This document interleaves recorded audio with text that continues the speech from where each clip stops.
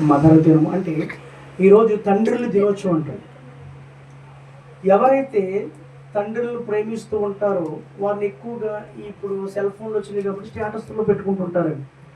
నా తండ్రి అంటే నాకు చాలా ఇష్టమని పక్కన ఫోటోలు పెట్టుకుంటుంటారు చాలామంది. నేనేమంటానంటే తండ్రుల దినోత్సవం అనేది ఈ తండ్రుల దినోత్సవం వచ్చినప్పుడే బిడ్డలు పెట్టుకుంటే అది ప్రేమ అనిపించుకోదు. ఏమండి, ఇప్పుడు సమాజంలో ఎలాగుంది అంటే తండ్రి బ్రతుకున్నప్పుడు కడుపు నిండా బొద్దు పెట్టరు, తండ్రి జీవిస్తున్నప్పుడు కనీసం వాళ్ళకు ఉన్నటువంటి ఆలనా పాలన చూడరు, తండ్రి కష్టాల్లో ఉన్నప్పుడు నేనున్నానని భరోసా ఇచ్చేవాళ్ళు ఉండరు. కానీ ఇటువంటి దినోత్సవాలు వచ్చినప్పుడు మాత్రము సెల్ ఫోన్లో పెట్టుకుంటారు. చూసేవాళ్ళు ఏమనుకుంటారంటే నా ఇతనికి అతని తండ్రి అంటే ఎంత ఇష్టము అనేలాగా ఉంటుంది తప్ప ఇష్టం అనేది ఫోటోల్లో కనపడుతుంది తప్ప చేతల్లో మాత్రము లేదండి. అందుకే నేను ఏనాడు కూడా ఫాదర్స్ డేని నేను చేయనండి, నాకు ఇష్టం ఉండదు. నా ఆలోచన ఏంటంటే ఫోటోలు పెట్టుకుంటే ప్రేమ ఉన్నట్ట, ఫోటోలు పెట్టుకోకపోతే ప్రేమ లేనట్ట. మనకి ఏం చేయాలంటే తండ్రి అయినా తల్లి అయినా కష్టాల్లో ఉన్నప్పుడు ఇబ్బందుల్లో ఉన్నప్పుడు కొడుకులకి బాధ్యత తీసుకోవాలి తల్లిదండ్రుల పట్ల. ఎందుకంటే చిన్నతనం నుంచి మనల్ని పెంచుకుంటూ వచ్చారు కాబట్టి చిన్నతనం నుంచి మన ఆలనా పాలన చూశారు. మనకి జ్వరం వచ్చినా జబ్బు వచ్చినా ఏమొచ్చినా కూడా మన హాస్పిటల్ చుట్టూ తిప్పారు కష్టపడి. మనకి కావలసినవన్నీ కూడా సమకూర్చారండి వాళ్ళు. మనకి బట్టలు కొనాలన్నా భోజనం పెట్టాలన్నా ప్రతీది కూడా వారు చక్కగా చేశారండి. అటువంటి పరిస్థితుల్లో మనల్ని కాపాడినటువంటి వారు ఇప్పుడు పరిస్థితులు బాగున్నప్పుడు కొడుకులుగా మన బాధ్యత తీసుకోవాలని వద్దంటారా? బాధ్యత తీసుకుని తల్లిదండ్రులను ప్రేమించాలి, వారికి కావలసినవి సమకూర్చాలి. అది కొడుకుల బాధ్యత అండి. మనం ఏదో సాధించేసాము, మనం ఏదో చేసేస్తున్నాము అనుకుంటే కుదరదండి. ఏమండి, మనం ఎంత సాధించాము, మనం ఎంత నిలబడ్డామంటే దానికి కారణమేమో చెప్పండి. తల్లిదండ్రుల దీవెనలు, వారి ఆశీర్వాదాలు. దేవునికి స్తోత్రం. అందుని బట్టి మనం వారిని గౌరవించాలి, వారిని ప్రేమించాలి, వారికి కావలసినవి మనం సమకూర్చాలి. వాళ్ళు ఏమన్నా దగ్గర నుంచి ఆస్తులు అడగరు, అంతస్తులు అడగరు. తల్లిదండ్రులు ఏం కోరుకుంటారు చెప్పనండి? బిడ్డలు బాగుంటే వారికి సంతోషమే, బిడ్డల ఇబ్బందులు ఉంటే వారికి కన్నీళ్ళే, ఎవరికి చెప్పుకోరు, బాధపడిపోతారండి. అందుకే నేనేమంటానండి, ఇటువంటి ఫాదర్స్ డేలు వచ్చినప్పుడు నేను పట్టించుకోనండి.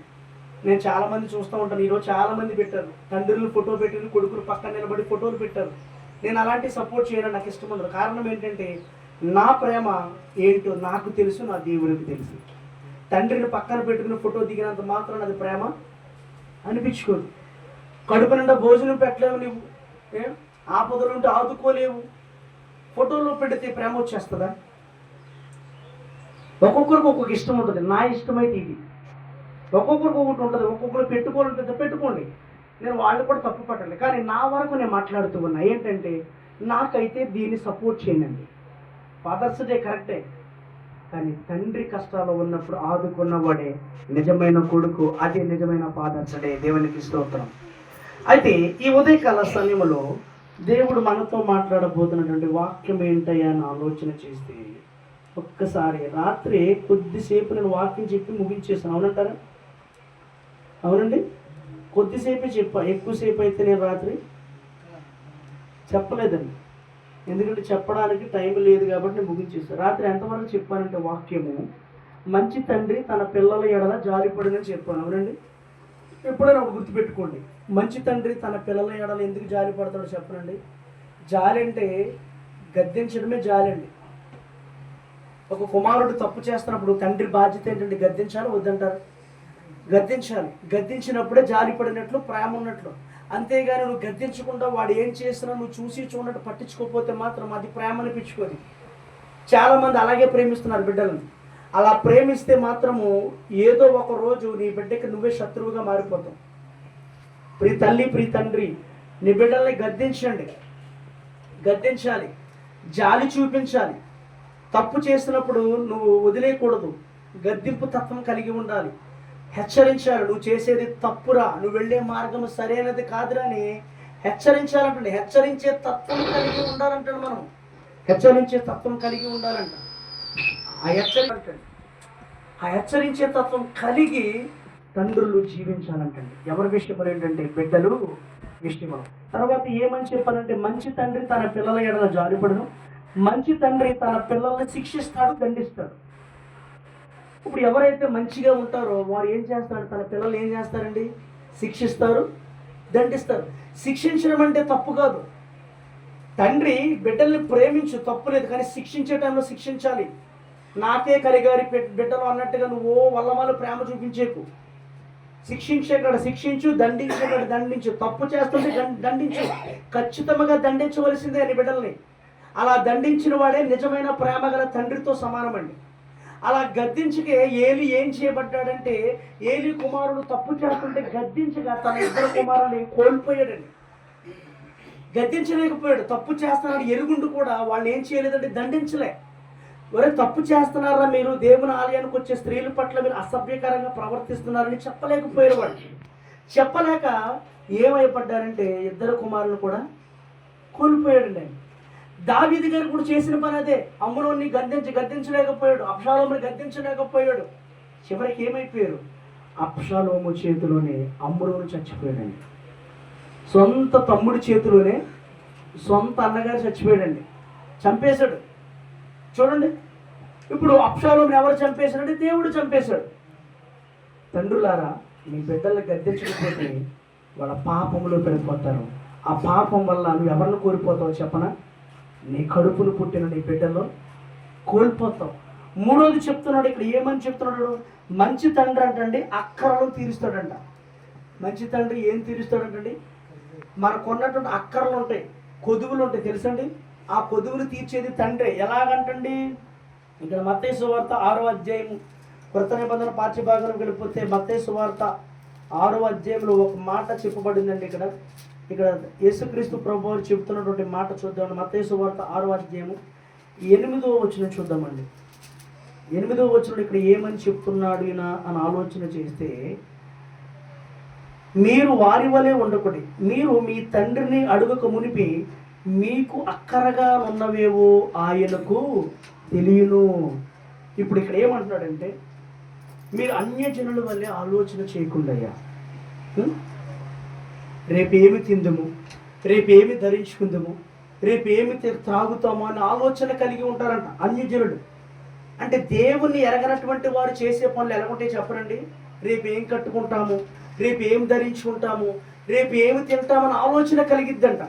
కానీ దేవుణ్ణి ఎరిగినటువంటి వారు నిజమైన క్రైస్తవులు ఎలాగుంటారంటే, ఇదిగో నువ్వు అడగక మునిపే నీకున్నటువంటి అవసరతలు ఎవరు ఎరిగి ఉంటారంటండి, తండ్రి ఎరిగి ఉంటాడంట. తండ్రికి తెలుసండి నీకు ఏ సమయంలో ఏది ఇవ్వాలో తండ్రికి తెలుసు, ఏ సమయంలో నీకు ఏది అందించాలో తండ్రికి తెలుసు. అందుకే నువ్వు అడగక మునిపి నీ అక్కర్లేంటో తండ్రికి తెలుసు అన్నాడు. ఇప్పుడు మనం కన్నటువంటి మన దేవునికి తెలుసు, ఈ భూమి మీద ఉన్నటువంటి తండ్రికి కూడా తెలుసు మన గురించి. తెలియదంటారా? నాకు ఏ అవసరత కలిగి ఉన్నదో తండ్రికి తెలుసు, నాకు ఏది అక్కరగా ఉన్నదో తండ్రికి తెలుసు. నేను అడగక మునిపే ఖచ్చితంగా ఇస్తాడు. అది ఎటువంటి తండ్రులు అంటారంటే వీళ్ళంటే మంచి తండ్రి అంట. మంచి తండ్రి బిడ్డలకున్న అక్కర్లను తీరుస్తాడు. ఇప్పుడు మన అక్కర్లన్నీ తీర్చేది ఎవరు చెప్పనండి, మన తండ్రి అయిన దేవుడే. దేవునికి స్తోత్రం.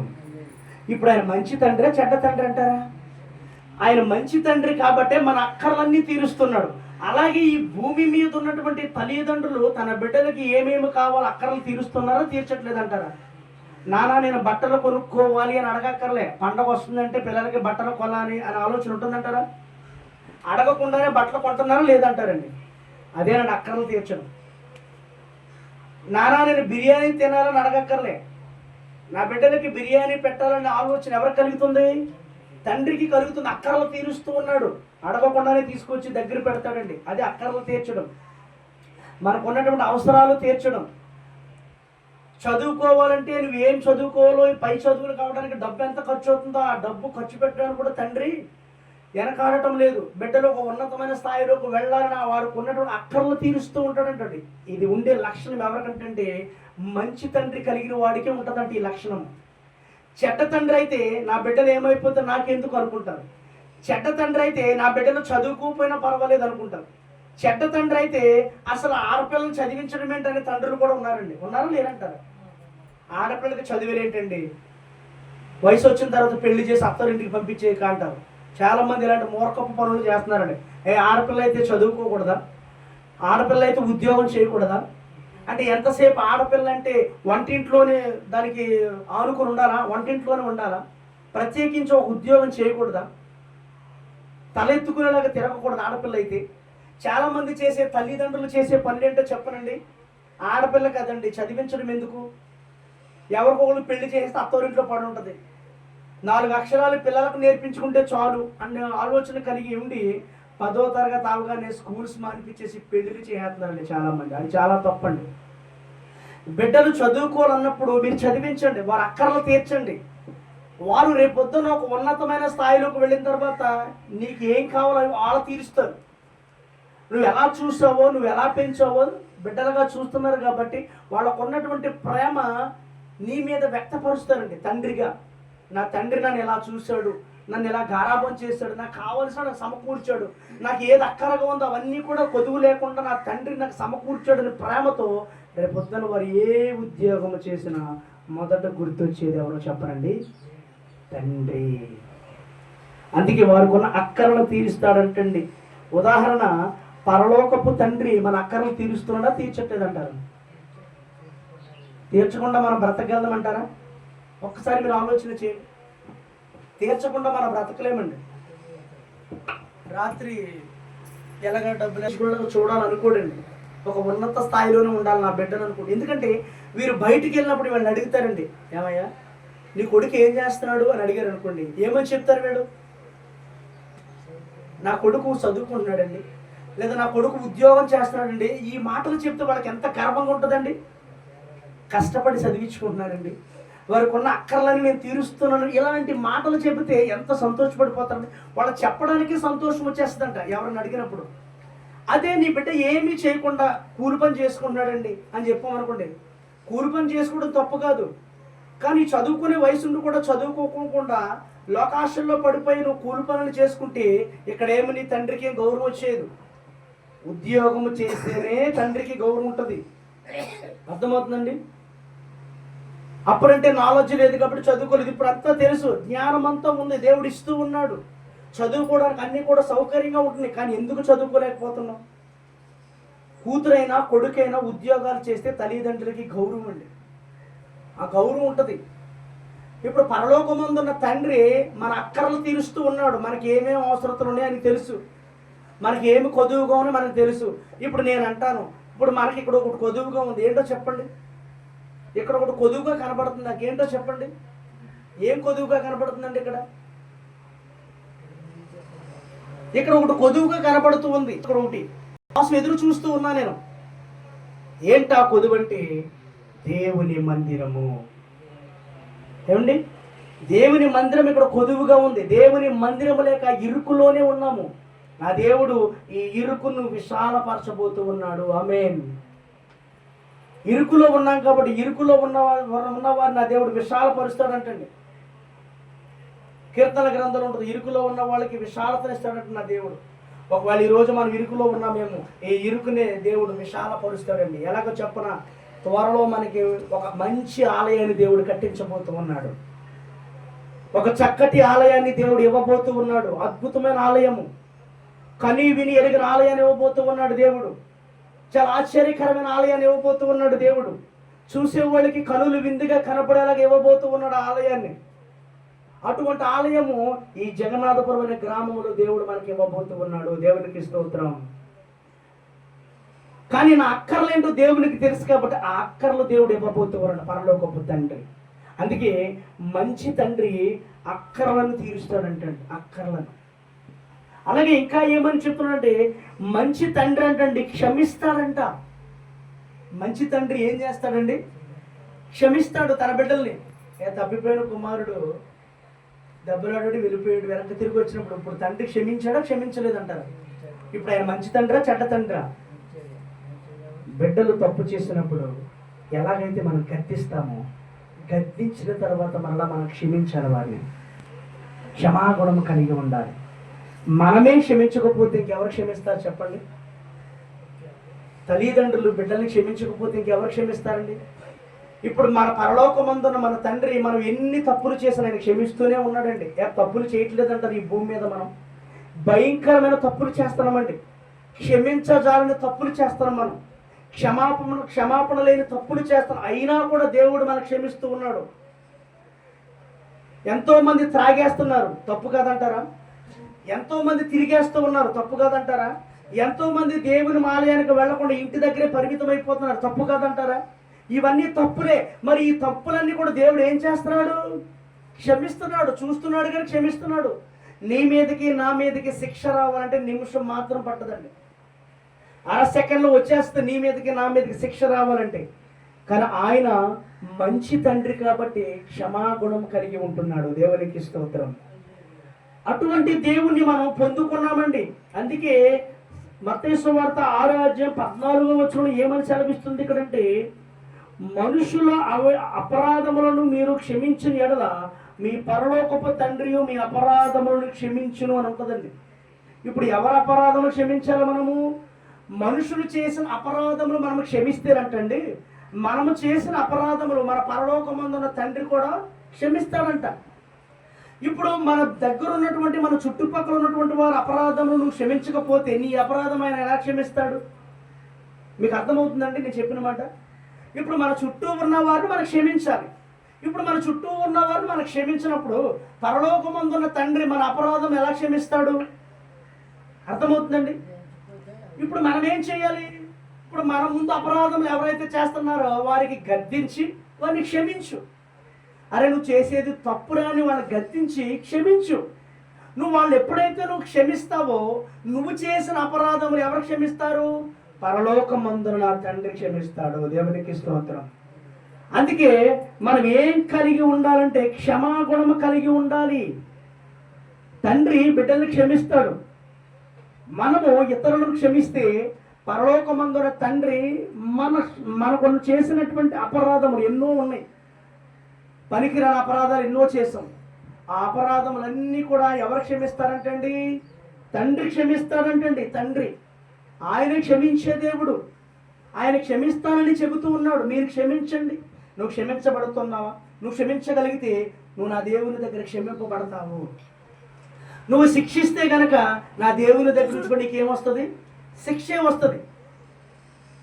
మనుషుడు ఏమైతే విత్తుతాడో ఆ పంటనే కోస్తాడు అని లేఖనాల్లో ఉందంటారా లేదంటారా? మనుషుడు ఏమైతే విత్తుతాడో ఆ పంటే కోస్తాడు. ఇప్పుడు నువ్వు క్షమాగుణం నీలో కలిగి ఉంటే ఇప్పుడు నీవు కూడా క్షమింపబడతావు. ఇప్పుడు మనలో క్షమాగుణం లేదనుకోండి, మనము కూడా దేవుని దగ్గర నుంచి ఏముండదు, క్షమాగుణం కలిగి రాదు. మనం క్షమింపబడలేము, శిక్షింపబడతాము. నువ్వు ఎవరినైతే శిక్షించాలనుకుంటావు వాడిని శిక్షించు, నా దేవుని దగ్గర నుంచి కూడా నీకు అదే శిక్ష వస్తుంది. నువ్వు ఎవరినైతే క్షమిస్తావో నువ్వు అట్టి రీతిగా వాళ్ళ అపరాధములు క్షమించు. నువ్వు చేసిన అపరాధములు కూడా నా దేవుడు క్షమిస్తాడు అంటున్నాడు. మనం అలా బ్రతకగలుగుతున్నామంటారా? ఓ మంచి తండ్రి ఎలా ఉంటాడంటే క్షమించే గుణం కలిగి ఉంటాడంటే.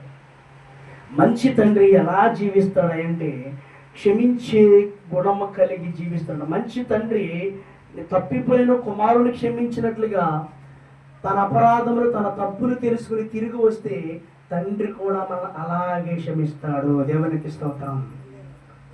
నిజంగా చెప్తున్నాను, నీ తప్పు నువ్వు తెలుసుకొని దేవుని దగ్గరికి వస్తేనంటండి దేవుడు మరలా క్షమిస్తానంటాడు. కుమారుడు తన తప్పు తను తెలుసుకుని తండ్రి దగ్గరికి వచ్చాడు. ముందు వద్దనుకుని వెళ్ళిపోయాడు తండ్రిని. నాకు అవసరం లేదు, నా ఆస్తి నాకు ఉంటే చాలు వెళ్ళిపోయాడు. మరలా ఎవరు గుర్తొచ్చారండి? తండ్రి గుర్తొచ్చాడు. వెనుతిరిగి వచ్చాడు. క్షమించాడా? క్షమించలేదంటారా? మనము చేసిన పాపాల వల్ల కూడా, మనము చేసిన అపరాధం వల్ల కూడా మనం దేవుని దగ్గరికి అంట తిరిగి వస్తేనంట దేవుడు మరలా మనం అలాగే క్షమిస్తానంట. అలాగే క్షమిస్తానని చెప్తున్నాడు దేవుడు. క్షమించే గుణము కలిగిన వాడండి నా దేవుడు. మంచి తండ్రి తన బిడ్డల్ని క్షమిస్తాడు అని చెప్తున్నాడు. మంచి తండ్రి అంటండి పోషిస్తాడంట. ఎవరిని పోషిస్తాడో తెలుసా? తన బిడ్డల్ని పోషిస్తాడు. ఎంతమంది పోషించట్లేదంటారా? బిడ్డల్ని పోషిస్తాడు. వాళ్ళకు ఉన్నటువంటి ఆలనా పాలన చూస్తాడు. ఏమండి వాళ్ళకి కావలసినవన్నీ కూడా ఇస్తూ ఉంటాడు మంచి తండ్రి. ఏమంటే ఆకాశ పక్షులు విత్తవు కోయవు, వాటిని పోషించట్లేదు నా దేవుడు? నా పరలోకమందున్న దేవుడు పక్షులను పోషించట్లేదా? అవి విత్తగలవా? అవి కోయగలవా? మరి వాటికి ఆహారం ఎక్కడి నుంచి వస్తుంది? నా దేవుడు పోషిస్తున్నాడు, వాటికి ఆహారము సిద్ధపరుస్తూ ఉన్నాడు. మంచి తండ్రి ఎప్పుడైనా అలాగే పోషిస్తాడు. ఇప్పుడు నీ కడుపును పుట్టిన బిడ్డలు ఇప్పుడైతే కష్టపడుతున్నారు. ఒక వయసులో చిన్నప్పుడు ఉన్నప్పుడు కష్టపడగలరా? వారు కష్టపడలేరు, వాళ్ళు ఏ పని చేయలేరు. మరి ఆ వాళ్ళకి నువ్వేం చేస్తున్నావు? నువ్వు కష్టపడి తీసుకొచ్చి వాళ్ళకి భోజనం పెడుతున్నావు. అదే పోషించడము. మంచి తండ్రి బిడ్డల ఆలనా పాలన చూసుకుంటాడు. మంచి తండ్రి బిడ్డలకి ఏమేమి కావాలో ఇస్తూ ఉంటాడు. మంచి తండ్రి బిడ్డల్ని పోషిస్తూ ఉంటాడంటండి. డాడీ ఆకలేస్తుంది డాడీ అని మనం అడగకుండానే టక్కని తీసుకొచ్చి పెడతాడంటండి. అదేనండి ప్రేమ, పోషించడం. డాడీ నాకు పిజ్జాలు బర్గర్లు తినాలని ఉంది అని నోట్లోంచి రాకుండానే టక్క మన సాయంత్రం తీసుకొచ్చి ఇచ్చేస్తాడు. అదే మంచి తండ్రికి ఉండే లక్షణము. మనం అడగక్కర్లే, దేవుడు సమకూర్చేస్తాడు ప్రతిది కూడా. తండ్రి బిడ్డలకి సమకూర్చినట్లుగా పరలోకమందున తండ్రి కూడా మనకు సమకూర్చేస్తాడు. కావలసినవని కూడా సమకూరుస్తూ ఉన్నాడు. మనమే వాటి నుంచి దూరం అయిపోతున్నాం. పనికి మళ్ళీ పాపాలు చేసి లోకాశల్లో పడిపోయి లోకస్తుల్లో కలిసిపోయి లోకానుసారమైన జీవితాన్ని జీవిస్తూ పరలోకమందున చిత్తానుసారమైన జీవితాలు మనం ఎవరు కూడా జీవించకుండా, పరలోకంలో తండ్రికి చిత్తాన్ని నెరవేర్చకుండా మన ఇష్టానుసారమైన జీవితాన్ని జీవిస్తే దేవుడు ఒక్కొక్కసారి విడిచిపెట్టేస్తాడు. జాగ్రత్త. అందుకే మంచి తండ్రి తన బిడ్డలను పోషిస్తాడంటండి. చీమలకు, దోమలకు, పక్షులకు, మనుషులకు ఆయన పోషకుడు.